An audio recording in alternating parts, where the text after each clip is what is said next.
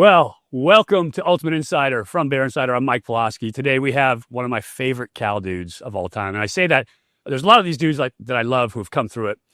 I got to know our guest today when he was a freshman coming in. And I got to know him early on. And I could tell immediately that this was the quintessential Cal guy. There's just a certain thing about people that you know that they are Cal men.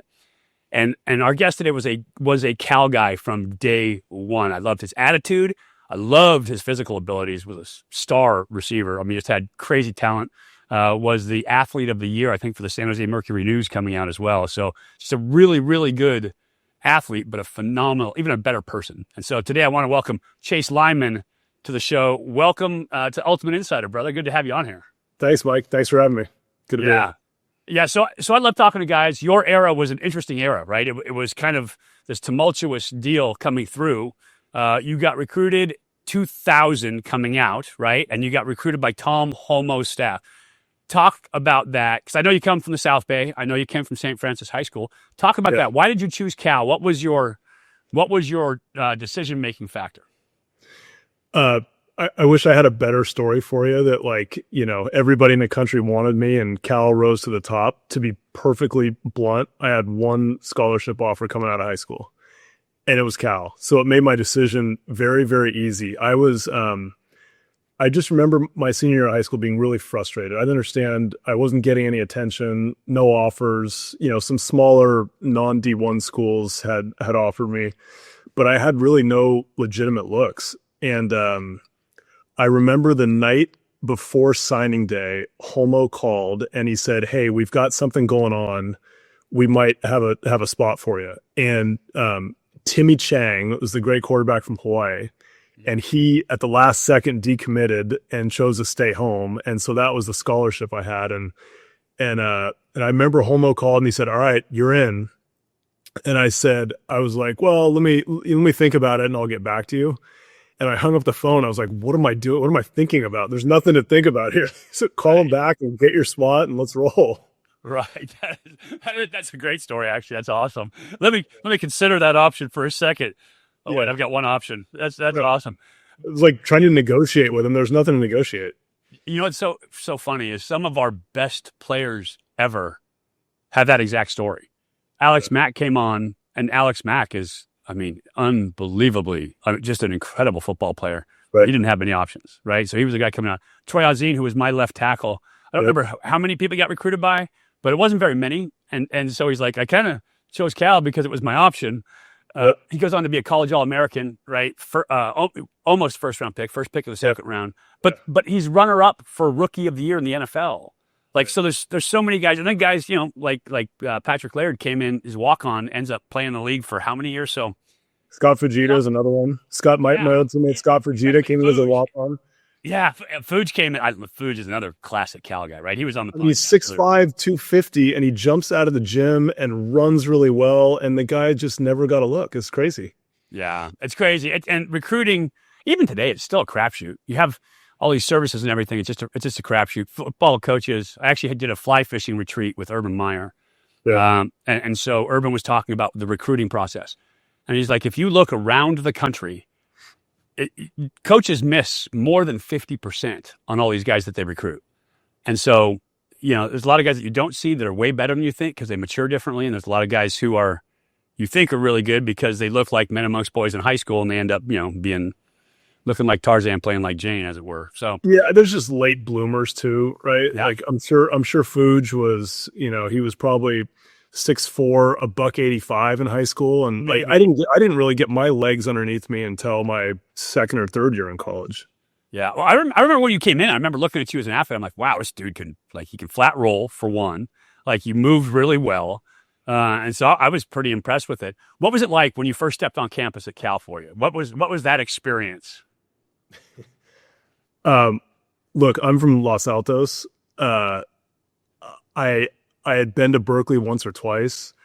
I didn't know exactly what to expect. I do remember my second week there, once we got back from training camp in Stanislaus, which is the worst thing ever, was driving down Telegraph, and I look in my rearview mirror and there's a parade of people on bicycles that are all naked. And I remember calling my mom and just being like, this place is weird. It's Like, weird. where am I right now? And there's like, I don't know, for me, there's some shock initially, those first couple weeks. And then you like learn to embrace it and love it. And it's just like the best place ever. Dude, that is 100% true. So I came from Orange County, right? Same idea, just like Los Altos, same idea. My hometown was the hometown. My elementary school was Richard Nixon Elementary School. So like it's pretty red down there. Right. Show up in Berkeley. And first time I walked through People's Park, I was like, what in the hell? Like, what is this? People coming up asking me if I can give them money for papers. I'm like, what? And what world am I in? it starts to grow on you, and you start to kind of love the uniqueness of Berkeley and how odd that is. And you embrace it, and there's like a pride associated with it. Like we all love that place. We're proud that we spent time there. Yeah, 100%, and that you make it through, right? That's the difference. Is a place like Cal, like there's no handouts. There's not a lot of life preservers at Cal. You're going to either sink or swim and do your thing.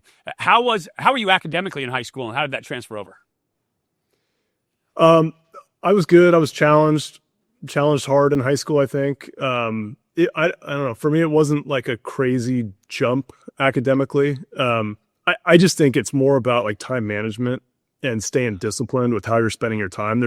Once you get on campus, I mean, the stuff we talked about, there's just so many distractions, all new friends, and you've got sports, and you're, meeting a whole bunch of new people, and just no parents. No parents. All of a sudden you're alone. I think the biggest thing was just like time management and how do you spend your time to make sure that you're setting time aside to be able to get that stuff done. Yeah, I think the one thing people miss when they talk about grades in high school, with kids coming out, is that athletes naturally know how to dedicate themselves to something as long as they're directed at it, right? So we know how to do the work, we know how to practice. We have a growth mindset because literally our work every day is practice. We call it practice. Right. So it's a built-in growth mindset. Right. And so when you get there, as long as you're directed properly and you figure out how to manage your time, as you said, you can get the work done. I was not a great high school student. I had like zero interest in high school academics. But I did enough. I scored really well in tests. I was like, I'll just take the test. I'll be fine and whatever. And you threw a lot of touchdowns. And I threw a lot of touchdowns. So that was key, right? Yeah. I passed my test to get into Cal, but that getting there, I went back when I was done playing, when I actually had more time, and I did like 2 semesters of 4.0 work at high level stuff. I'm like, wow, when you're not playing football, this stuff's a lot easier. It's just, this stuff is simple. So time management and the availability, right? Energy management is a big key. Yep. Talk to me about your teams those first couple of years. Talk to me about your teammates. You get to play with a couple exceptional quarterbacks. Yeah. My time was really unique because I had the first 2 years under Homo. I think we were maybe 3-8 and then 1-10. And those were tough years. I mean, those were really tough years. The team didn't feel together in the locker room at all. It felt very divided between offense and defense. I think we had good talent. Andre Carter, Scott Fujita, Kyle Bowler, Nnamdi Asomugha. I mean, those are like legitimate NFL superstars right there. So we had good talent. We just like couldn't put it together. There was a lack of discipline. And it wasn't fun at all. And obviously winning heals everything. And when you're losing, it just kind of shows all the cracks. Tedford then came in that third year, and it's just funny. Like big JC class, maybe one of the best JC classes ever. When you talk about Aaron Rodgers and Garrett Cross and Ryan Riddle and Francis Blamiza and JJ Arrington. And he brought in a lot of guys, but we still had the same kind of like our core from the Homo team. Which are some pretty prideful guys. Like you're talking about Tosh Lupoy and Tom Svirchek. And I mean, there's a Mike McGrath, like Wendell Hunter, guys that like weren't used to losing and guys that also knew how to work. And, we were able to turn around pretty quick with Tedford. I think first of all, Tedford brought just the discipline, and it started with like everything. I mean, if you were a second late to a meeting, get out. Right. You better have your ass in the seat 5 minutes before the meeting starts just to make sure you're not late. So like that discipline then carried over into everything on the practice field, academically. I mean, all over the place. It's stuff I still like have with me right now. in my life. I mean, I can't. By the There's way, I'm the same way. Like if you're not early, you're late. And Snyder drilled that into us. And so literally, if I'm not 5 minutes early, I'm like, I need to get to, like, I need to be on time. It's horrible. I can't. Like the people who can show up late all the time drive me insane. My 3-year-old son, we went to his little basketball clinic on Sunday, and we got there 5 minutes early. And he looked at me and said, "Dad, if you're early, you're never late." Right. And I'm like, "All right, it's carrying down." It works. Yes. So the discipline, I think the pride, the talent was always there. With Tedford, I think we were 7-5 that first year, and then ended up at 10-2 that last year with a lot of the same talent. Tedford brought in some of his own guys, and the biggest difference, Mike, was the locker room was we were one team, and we enjoyed each other. Like everyone hung out off the field. And we had so much fun doing it all together. That's the amazing part I think that people miss is that the discipline and the structure, which people, in the real world oftentimes think of as cruel or mean or exclusive or whatever, actually creates this bond because now you have this hardship that you're facing, there's things that you need to overcome. And as a team, if you have something to overcome together, it bonds you together, right? That's the nature of humanity. Yeah. And so I think people miss that in the real world all the time. They want it easy. They want comfort instead of having challenge. And the challenge is what creates opportunity, right? The challenge is what creates connection between people. And so we also I'm wondering if this is the same for you, but we didn't have the facilities that are there now, right? And we didn't have the facilities that like all of our competitors had. There was something that we loved about that. Yeah. Like going into our weight room, and when you drop the weights, you got to look up to make sure that the fireproofing on the ceiling wasn't going to come down and hit you on the head. Right. The crack that you can see between the crack down to the dirt that you can see on the clean rack or the clean platform. Yeah, there's rats running around outside in the breezeway. Like we like embraced that and loved it. And like we'd go to play whoever. You go up to Oregon, and you see all their shiny new toys, and like there was like a sense of pride that we didn't have that stuff. Yeah, well, that's the whole Rocky 3, right? Eye of the Tiger thing. Like you're going to outperform because you're struggling. It's the challenge that you're facing. We did too. We took serious pride in that, right? The dudes from SC are spoiled, right? They're taken care of, and Stanford is what Stanford is. They've just got a ton of money. They've got an endowment that covers everything. Yeah. But Cal didn't have that. And so there is a lot of pride in that, right? You can put that chip on your shoulder and use it as fuel, which I agree with you 100%. Our team was the same way. And we had a bunch of scrappy dudes. Yeah. Now, we were talking off camera. I mentioned Troy Ozine. Troy, I mean, he just assumed choke you, shake your hand. So he was a gnarly dude. And Steve Gordon, just, corn-fed and hard, and Cornell Collier, David Wilson, just studs. So there were some dudes too that you look at them and you're like, "Phew, these guys are tougher than hell." And I know that's how Bruce recruited. I know that's how Jeff recruited too. And Jeff appreciated that in his players. So talk about the transition between those homo years, right? And now you get into those guys that Jeff's bringing in. What, not just the attitude change, right? But talk about the results you started seeing on the field and what it was like to play with two different quarterbacks like that, with Kyle and with Aaron. Yeah, I mean, like I had 2 first rounders. Like they made me look good. They made my job easy. Both like really good leaders. Both each did it in their own way. But just two amazing quarterbacks overall. The talent, like I said, I think we had talent all the way through. I mean, I was there for 5 years. I redshirted my third. We had talent all the way through. Tedford's guys, I don't know. We had this really interesting mix of like the homo class, which were the older guys at that point, which, had been through a lot and kind of knew what it was going to take to win. So there was some really good leadership. And then you combine that with some of this amazing young talent. And it was and then later on the discipline aspect and the coaching, the overall coaching, and like those 3 things, I just think were such the recipe for like a lot of success that last year. Yeah, that's awesome. I mean, those are always great things. And it culminated with your 2014. And you guys had your reunion last year, which is, I mean, so cool.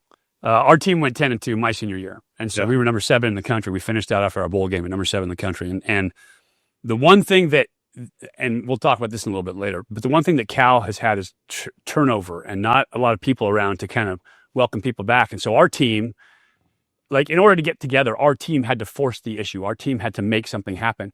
And I love the fact that the school, and, you know, it was Steve Levy and it was Andrew McGraw and it was Matt Fox, especially, right? Guys going out of their way to make sure that the 2004 team was honored, because you guys were the second best team in the last 30 years.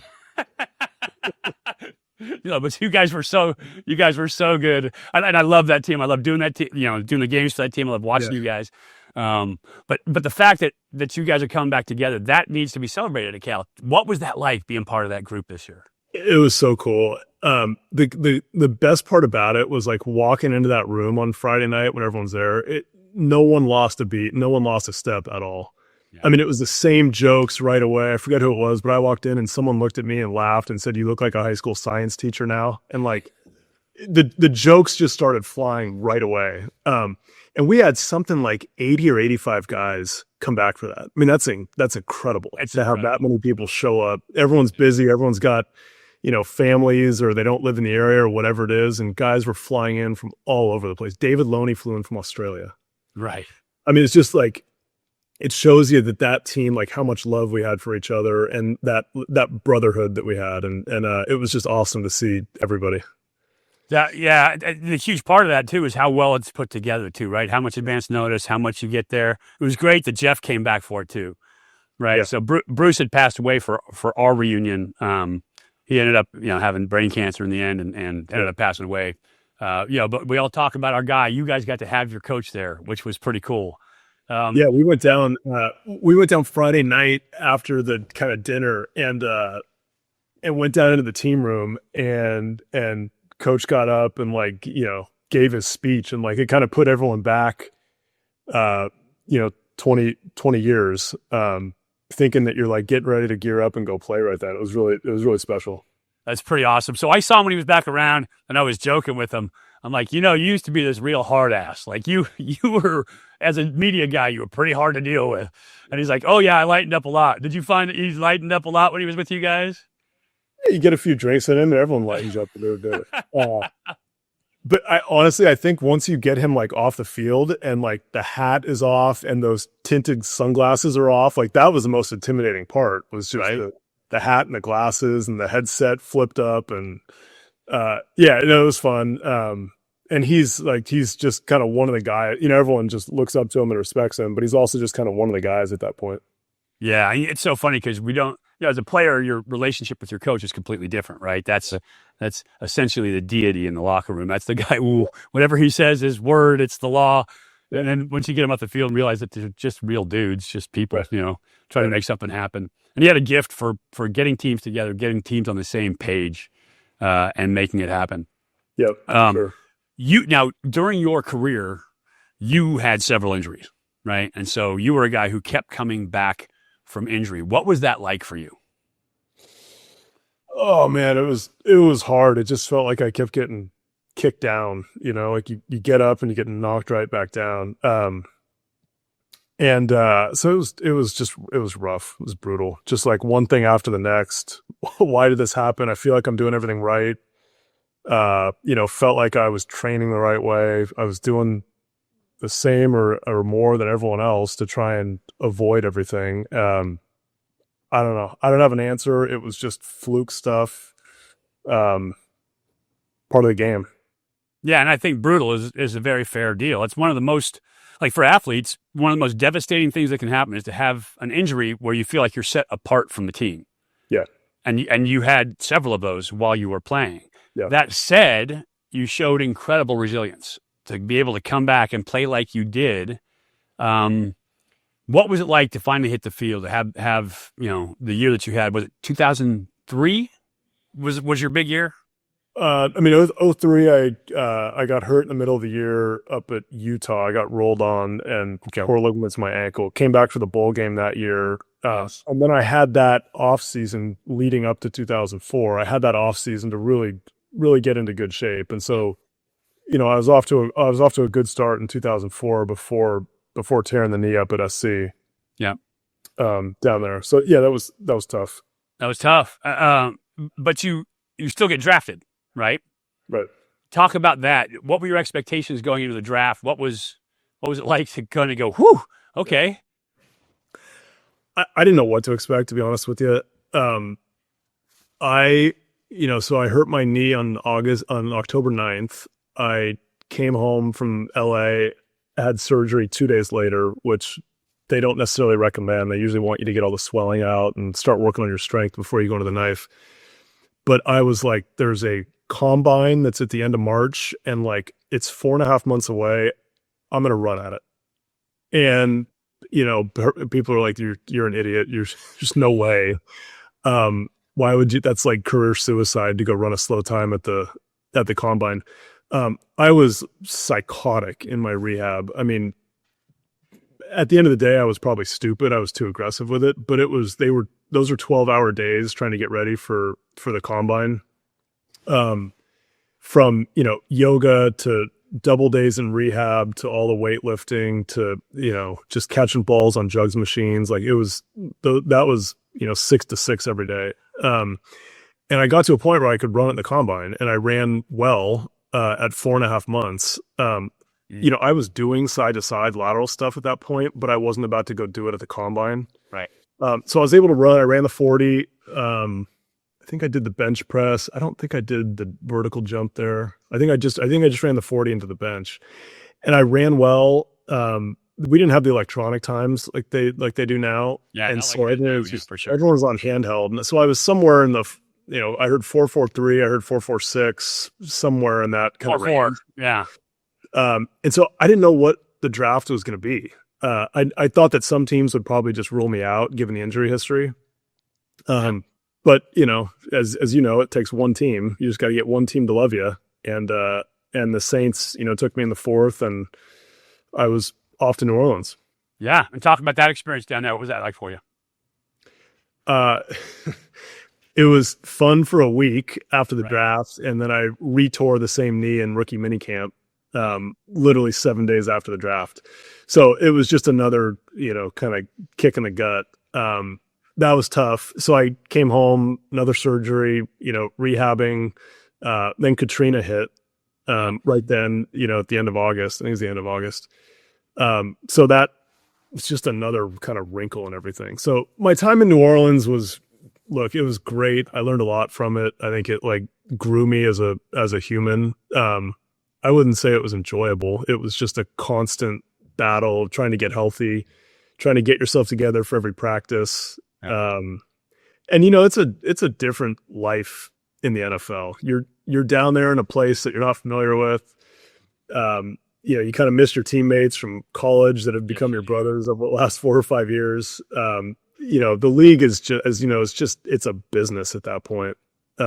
Yeah. And there's a comfort in your college team, right? You've kind of earned a spot. These are guys that you've fought with, that you've, played with, and the coaches, they knew you as a kid, so they have a different relationship with you.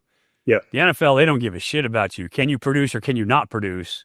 And you may end up, getting the light guys, but it's pretty ruthless at that level. Yeah. You're also like, you become friends with some of your teammates, and then you walk in on a Tuesday morning and their locker's cleaned out. You get a text from them that says they're now at home. They've just been released, or, they're off to Detroit or whatever.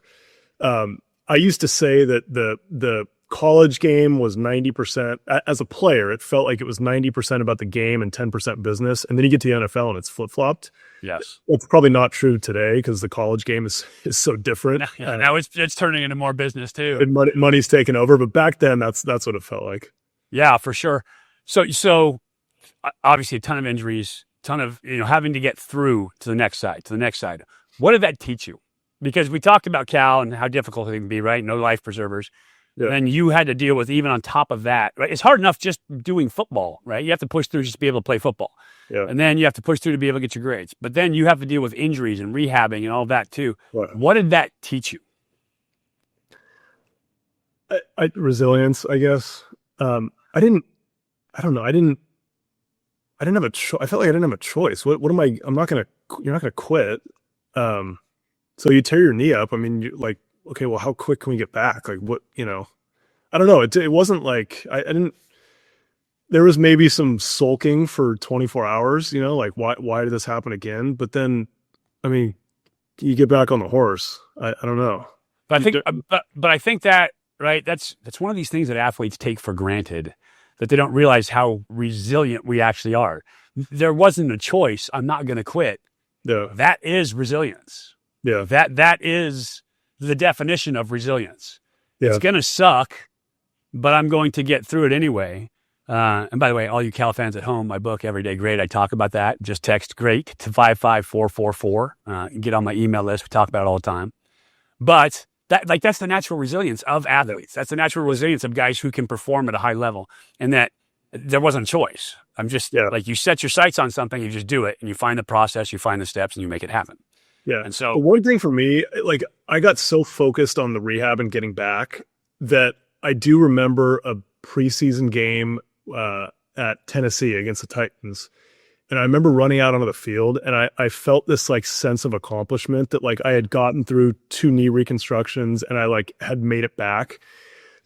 And, I wasn't in New Orleans long. It was 2 years, and I was done. I decided to hang him up. And I still think about it. Like, should I have stayed with it? Should I have, signed somewhere else? Should I have given another shot? I don't know. There was something about like that sense of accomplishment. And I felt like that I had made it right then. yeah, I've been for batting, sure. had been on the on the training room table for 6 years, I felt like, and like getting back and getting through all that, I felt a sense of accomplishment, I guess, at that point. And it just kind of gave me like the freedom to retire then. Yeah, 100%, right? In spite of everything, you still made it through and you were still in the NFL. You're wearing an NFL jersey playing in an NFL game. Like, that's a massive accomplishment. And that's the other thing we don't give ourselves enough credit for. So I'm glad you had that moment. Athletes always, like, it's always the next thing. And we forget, like, look at what we just did. That's insane. 99.9% of people wouldn't have been able to make it through that. So I was always proud of you, man. Just watching the way that you battled and watching your mindset. It was really impressive. Young athletes, especially trying to get themselves centered. You're always a dude who I appreciate. I always love talking to you. I get to talk to some guys. There's some guys that naturally gravitate to having conversations off the field, and you were one of those dudes. You and Kyle too, right? Love talking to Kyle. I took Aaron hunting while he was there.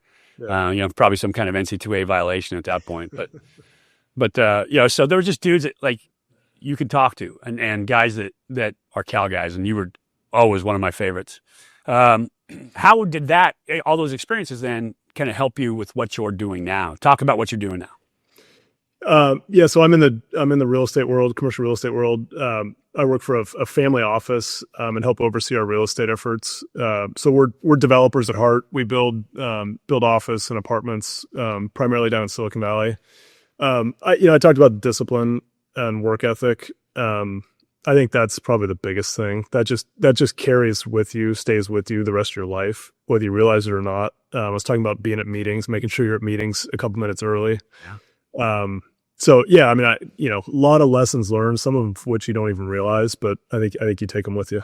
And some of which you don't really like, but you learn them anyway, right? There's, getting injured. Nobody likes getting injured, and that you hate it, but it really kind of helps. How connected are you back to Cal right now? I talked to all of our guys here, and I just think that I talked about it earlier, the university, the way that it is, tends to create a lot of turnover in every department. Yeah. And the athletic department, especially in the football office, has had a ton of turnover. Outside of Andrew McGraw, who we all love, like there's very few people that are still in the program that were there before. And so there's no real connection point. And there hasn't been guys like Troy Azine tried to start it, right? Guys like Matt Fox have tried to start it with this athlete network, but there hasn't been a ton of connection points for guys to get back in to make it easy. What is your connection like with the university, with the athletic department or the football program?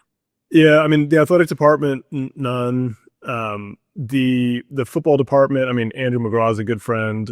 Love that guy. Justin, I played for Justin for a year or two when he was the outside backers coach, so keep in touch with him. Matt Fox, Norman Moe, those guys are still there. I get back as much as I can. Everyone gets busy, kind of life hits you with stuff, kids, family stuff. but try and get back as much as I can. That reunion we had, like, I wish we could do that every year. Every year. Wouldn't that be amazing? Fun to see I mean, not just do this. I had several people invite me to that reunion, and I'm like, no. That's their team. It's like, that's their special moment. The last thing they need is another dude from another era coming into their time. But it would also be awesome to have now those guys from, across eras come back, because we've all had really similar experiences, right? Yeah. Being a Cal dude is being a Cal dude. And so we've all faced a lot of the same adversity. We've all kind of come through the same things. But it'd be great for us all to be able to get back together. I just think there needs to be a more concerted effort. I love the fact that Chancellor Lyons now brought Ron Rivera back, because I think the game has so moved past the traditional model of athletic departments, athletic directors, kind of what they are, that football is just a beast and it needs to have its own management. So as soon as we give Ron the keys, we'll be in good shape out there. I've never met Ron. I'm so excited he's back, and like, just respect the fact that I know he's got a lot of different things he could be doing, and this feels like a labor of love for him. So I'm so excited he's back. I know he's a charismatic guy. I don't know I'm not close enough to know exactly what he's going to be doing and everything, but the fact that he's, signed his name up, like, I think is awesome for the program. Yeah, it's absolutely awesome. I agree 100%. And the more guys that we can get back that love the program like we did, right? Who have bled and sweat for the program, who know what it's like from the inside, kind of more of our voices can be heard, the better off that we're going to be as a program. Yeah. But dude, I appreciate you coming on so much. Like, it's so good to reconnect with you over the last couple of months. And then just, you are the quintessential Cal guy to me. You are, like, when I think of Cal guys, Chase Lyman, comes to mind. Kyle Bowler, another guy, right, comes to mind. And there's dudes throughout the eras, but you're one of the dudes when I think of that Cal guy. And so I appreciate you coming on with me here today. Well, cool. Thanks for having me. I downloaded the book the other day, and I'm 2 chapters in. Nice. How do you like the audio? How do you like the voiceover? It's good. I got you running at 1.2x, so I'm perfect. Yeah, so it's good. I was listening to the first part where you're talking about kind of pregame and like how different guys get ready for the game, and how certain guys are I was thinking about our teams, and Donnie McCluskey would be in the bathroom throwing up. Yep. And then he'd go out and have 12 tackles on an empty stomach. I still don't know how he'd do it. And then, other guys would just be listening to music, keeping to themselves. Yep. There'd be a group of us that would be telling jokes and laughing. Like, we were the loosest locker room, which is part of what made it so fun. I mean, Marshawn would be telling jokes in the huddle in the fourth quarter with 5 minutes left. And guys are laughing and loose, and it's just, it brought me back to that. So a lot of good memories. Dude, so good. And every team's got those same guys, right? I was one of those joke before the game guys. Yeah. My guy, Greg Hopkins, who was my receiver, actually reminds me a lot of you. High character guy, really, really fast, tall white guy, could just roll, made plays. But he and I used to joke all the time. Like, we would do that beforehand. But my left tackle, who was our natural joker, I say left tackle, left guard, tight end in that league, but he was a natural joker.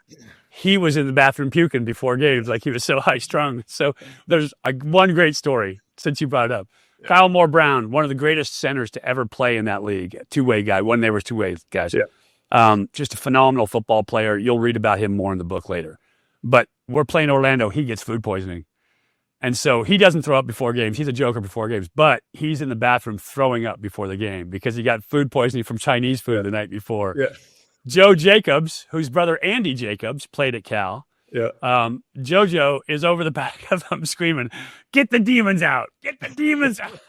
Our whole locker room is just laughing their asses off watching this thing happen.